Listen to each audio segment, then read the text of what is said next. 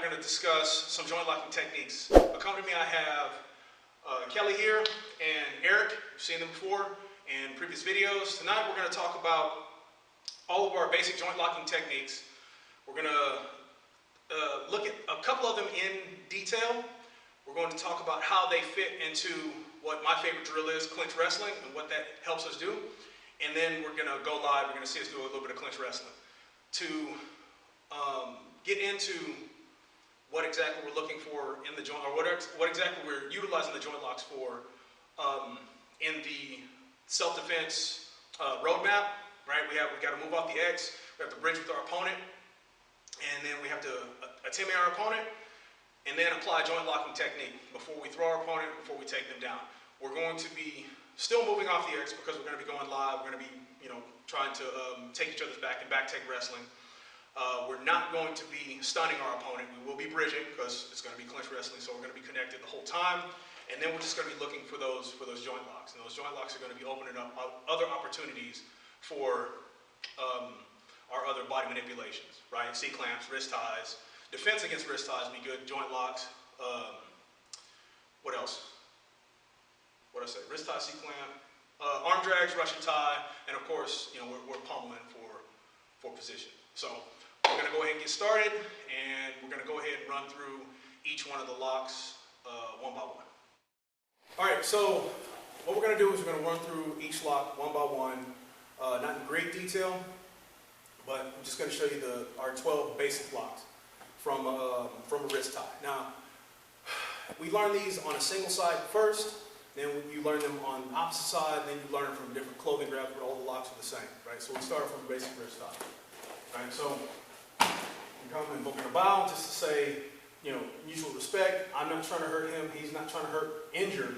We're going to maybe apply some pain, but I'm not trying to injure him. He's not trying to injure me. And if it does happen, we already apologize. Right. So etiquette out of the way. Right. So first and seventh technique are cross hand grabs. Every other one is going to be straight hand. Right. So we're going to start left hand grab first. From the top, cross hand grab. Right. So I'm going to track. Right? Make sure you didn't go anywhere. I'm grabbing that thumb, step offline, right? Draw a big circle, lock his wrist to the outside. Right? He's going to tap when he feels control, when I have control, not when he feels pain. Right? What I'm looking for is his structure to start breaking.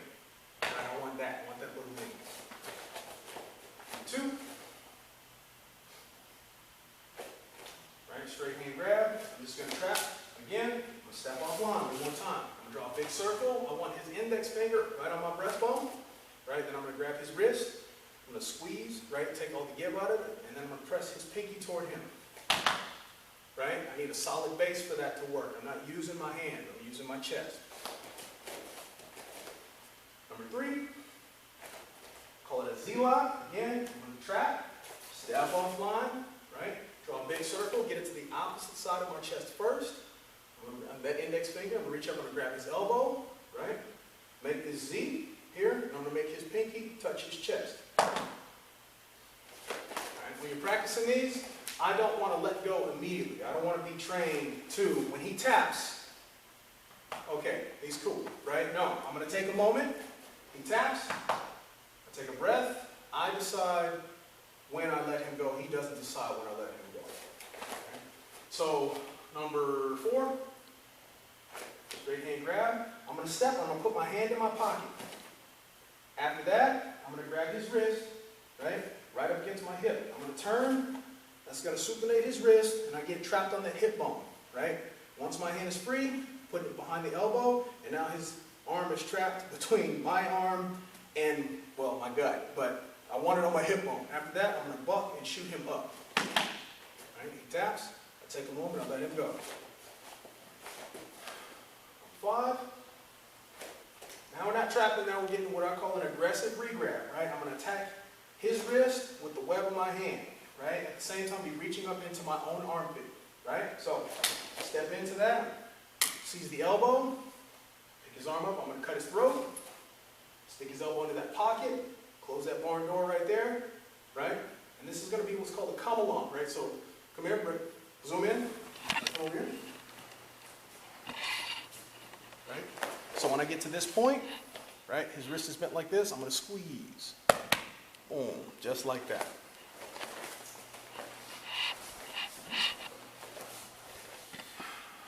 Next technique. All right, another aggressive re-grab. I'm going to grab his hand this time, right? I'm going to do a high block, okay? I'm going to step under my arm. God made my arm for me, and it fits over my head. I don't want to try to step down under his arm. Step under my arm, right? And I'm going to step behind him. All right, step behind him, drive my elbow into his side, right? That ensures that I bend that elbow. Then I'm going to seize this elbow, and I'm going to point at him, right? Reason why I want to seize this elbow, right? If I keep this down and I try and do it, pull your elbow down, turn and punch. Boom. Lights out.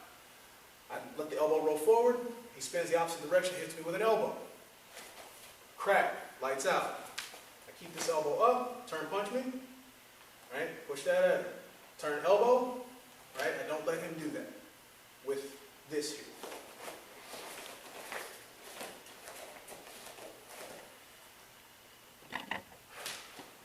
Cross in. All right, next technique.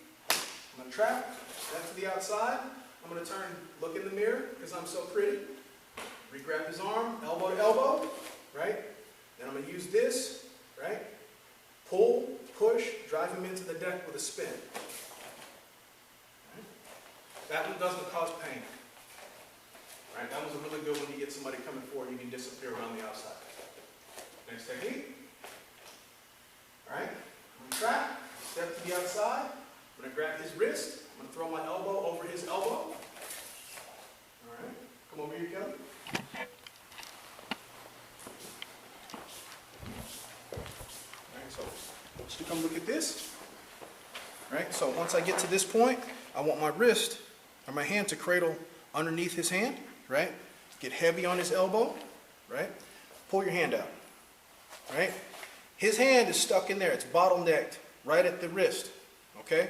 I don't want to make the mistake of holding on with this hand. Pull your hand out, right? My arm goes across my chest, right? Pull your hand out, right? My forearm isn't going to get any shorter, right? My hand isn't going to magically end up where my elbow is, right? So it's stuck right there. Then this free hand can aid in applying pressure. But the lock comes from the shoulder going down to the elbow, armpit going down to the elbow.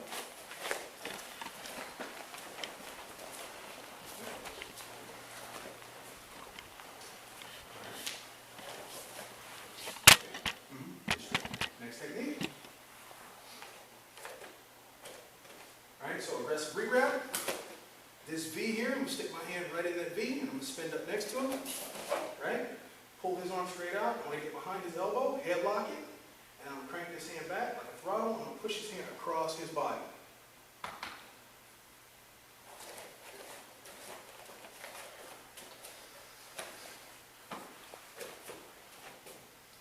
Next technique. This one, a Tsume is part of the technique. The other ones, I mean, a Tsume is part of the doing athletes. This one is very much a part of it because I'm stepping straight into it, right?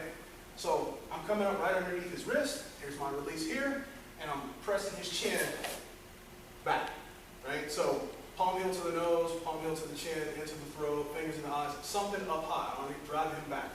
I'm going to take my radial bone and attack his elbow. I'm going to draw a big circle, watch with my hands. I'm going to grab my own forearm, take this over his shoulder, plant his elbow on my breastbone, and I'm going to bow. This one also doesn't cause very much pain. It's also very tricky to get. Next one. All right. Step in, aggressive re-grab, secure the elbow. Then I'm just going to spin around behind him. Go across my back.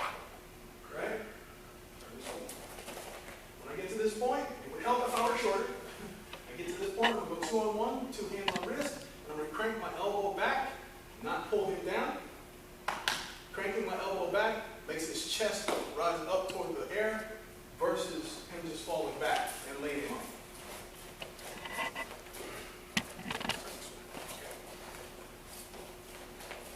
Final basic joint lock. Right? So I'm going to step in. This time I'm going to re-grab, thumb over top. Catch his arm. Boom. Palm heel to the chin. I'm going to shoot over his shoulder. just like that. Wrap my arm around here. I'm going to push my hand back to bend his elbow. I'm going to grab my own forearm. Right? After that, I'm taking my elbow and throwing it over his shoulder. Right? Ideally, I want to try and make his hand touch the back of his neck.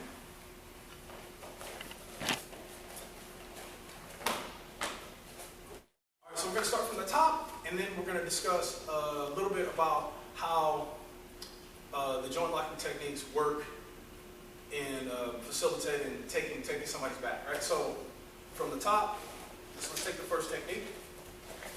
Right? Go for it. So cross hand grab. So trap, step to the outside. Boom. Right? So he's got him in this position. So keep him in that orientation. Right? So say he gets him in this orientation. I want to get behind him. Right? So let go with your right hand and pull. Pull. Boom. Shoot behind him. Catch. Cool.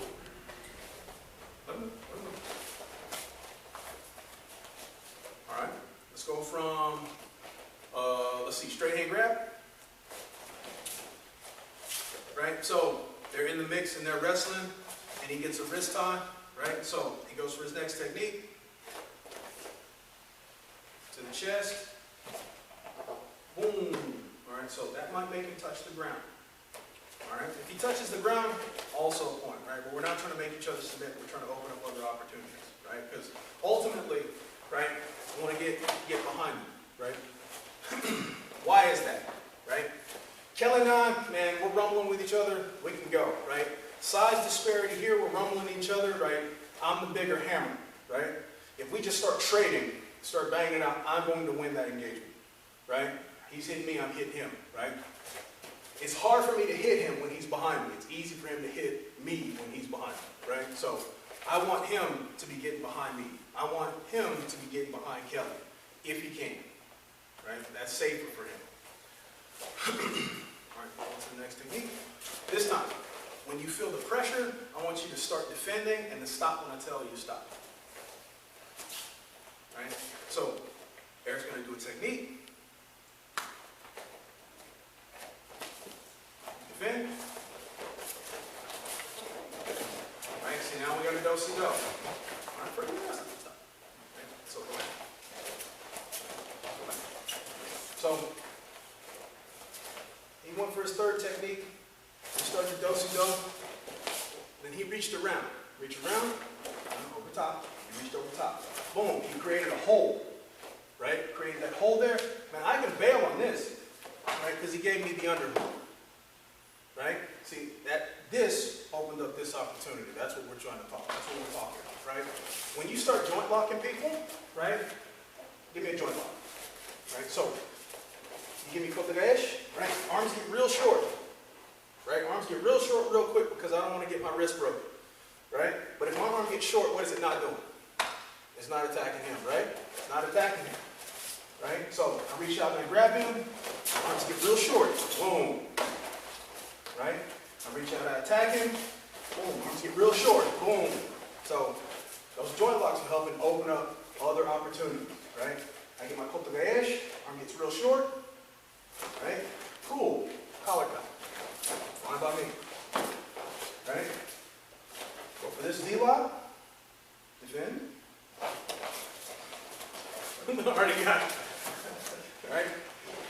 So that's kind of the idea of how we're going to be utilizing the joint locks when we go live. Right? It's never going to be pretty. It's never going to be as clean as it looks when we're just doing basic waza. It's going to be sloppy, but that's realistic. Right? So we're just going to go ahead and get into it. So I'm going to set a timer and then we're going to go.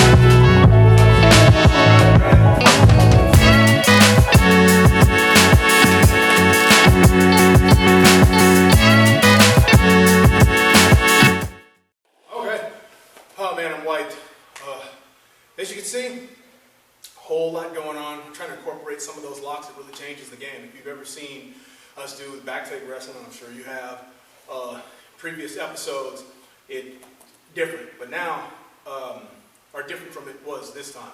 Pardon me, adrenaline's still kind of high. But you see us trying to manipulate those joints, which opens up other opportunities. Now you see the potential for throws and takedowns in there, which we're not doing, right? We're strictly trying to just get behind our opponent, right? And to get behind our opponent, this is my attack cone. I want to keep my opponent in my attack cone and get outside of there. That's ultimately what we have going on, right? So right now you see us reaching and grabbing collar ties and wrist ties, things like that. But to progress beyond that, we'll start into pugilism, right? So we'll start boxing with one another, and you'll see us, go from punching into clinching, into joint manipulation while adding strikes, knees, takedowns, all that kind of thing, right? So, but I like to start with back take wrestling because it allows us to get a good workout. It allows new students to match strength for strength, push, pull, and give it, I wouldn't say 100%, but give it pretty good, have a good go at it without it being too unsafe.